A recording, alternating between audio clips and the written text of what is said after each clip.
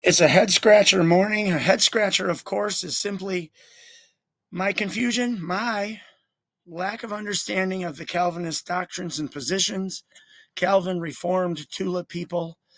I know that all Calvinist, Reformed, TULIP people don't see eye to eye on certain things. So don't hang me out to dry because I might not be speaking your version of Calvinism, but I'm open for some logical answers. Since God created us with logic, I think a logical answer should be found in the Bible, and I'm waiting for them. So here we go. Here's my question.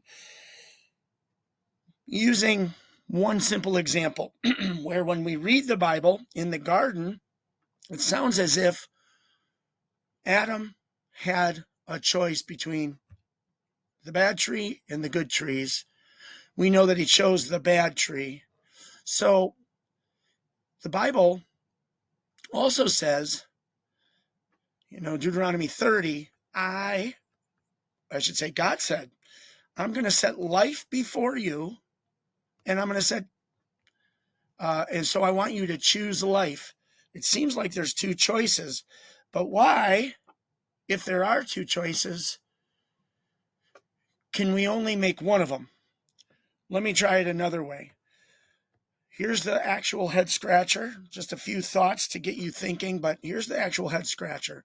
Underneath Calvinism, Reform, TULIP, it would be my understanding that they are decreed to do what they're going to do.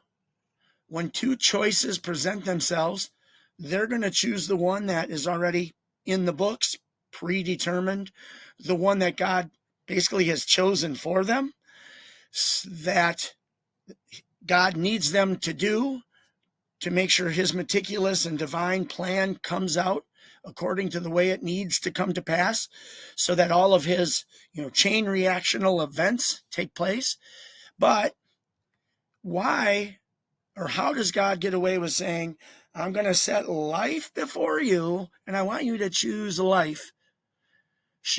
Doesn't the Calvin then, if they're going to be honest to what they teach, doesn't the Calvinist have to say, according to our doctrine, God gives us the choice of life or death, but you don't actually get to choose life or death because God already chose it for you.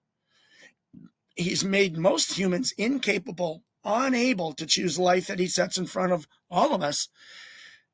Now, most Calvinists, when they're in the pulpit, certainly don't say that. Proverbs 129 says, because they hated knowledge and they did not choose the fear of the Lord. Here's more scripture. I think it's on your screen. More scripture that supports this line of thinking, this line of questioning. Once again, the clear head scratcher is underneath determinism. Every time a Calvinist pastor, Reformed pastor teaches a passage of scripture that sounds like we have a choice, shouldn't the pastor say, even though it sounds like you have a choice, you've been determined because God's actually chosen it for you in his decree, and in a sort of dark, hidden, half-truth, satanic way, such as Genesis 3, did God really say this, Eve? Are you sure that's the words God used? Oh, introducing something false, hiding, masking what's really true.